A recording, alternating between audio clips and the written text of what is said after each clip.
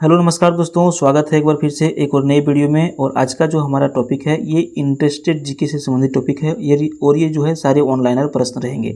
लगभग 20 प्रश्न को हम लोग इस वीडियो में कंप्लीट करेंगे। सारे प्रश्न देखिए इंपॉर्टेंट है और आप इसको रिवीजन करने के लिए जो है बहुत ज़्यादा इंपॉर्टेंट है, क्योंकि परीक्षा में पूछे जाने की प्रबल संभावना इन प्रश्नों की होती है। तो चलिए हम लोग स्टार्ट कर लेते हैं पहला प्रश्न से। देखिए पहला प्रश्न आपको पूछ रहा है कि भारत के किस राज्य को पहलवानों का शहर कहा जाता है। तो कोल्हापुर जो है भारत में, जो महाराष्ट्र में स्थित है, इसको कहा जाता है पहलवानों का शहर। अगला प्रश्न है 7 पहाड़ियों का नगर किसको कहा जाता है। तो देखिए 7 पहाड़ियों का नगर कहा जाता है रोम को।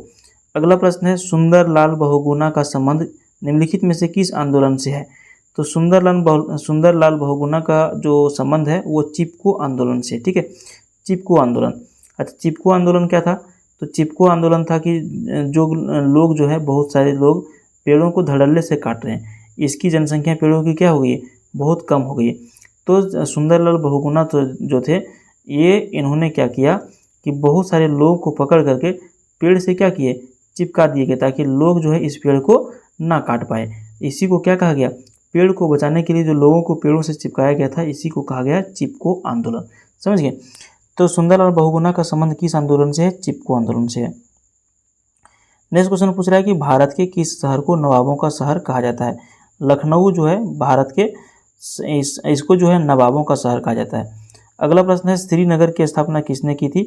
तो श्रीनगर की स्थापना अशोक ने किया था, प्राचीन इतिहास की बात है। अगला प्रश्न देखिए गांधी इरविन समझौता किस वर्ष हुआ था। सन 1931 ईस्वी में गांधी और इरविन के बीच एक मीटिंग हुआ था, उसी का नाम रख दिया गया गांधी इरविन समझौता। इरविन जो था ये कौन था, अंग्रेज का एक जो है अफसर था। अगला प्रश्न देखिए भारत के किस शहर को मंदिरों का शहर कहा जाता है।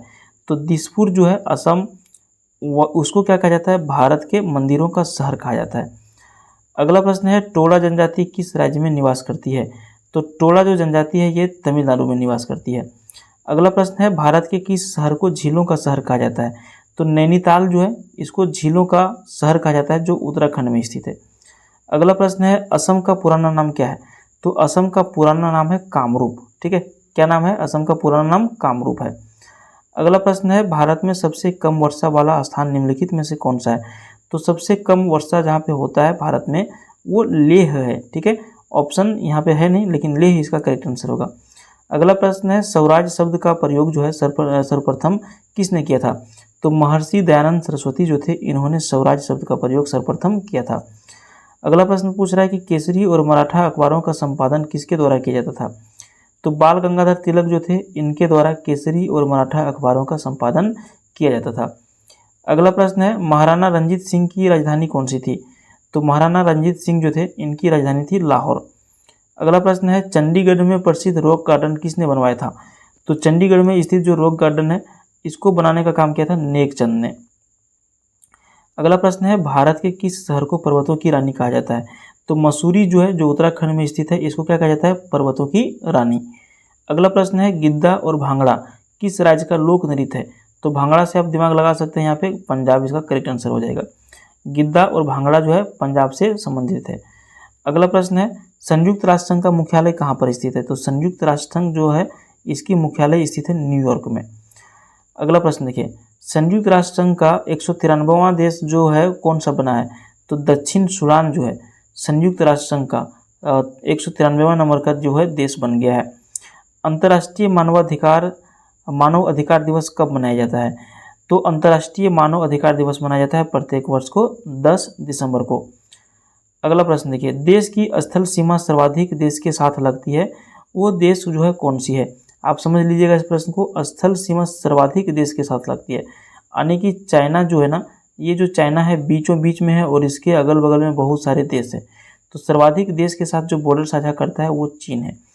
अगला प्रश्न है उज्जैन किस नदी के किनारे बसा हुआ है। क्षिप्रा नदी करेक्ट आंसर हो जाएगा। अगला प्रश्न है अंतर्राष्ट्रीय ओलंपिक समिति का मुख्यालय कहाँ पर स्थित है।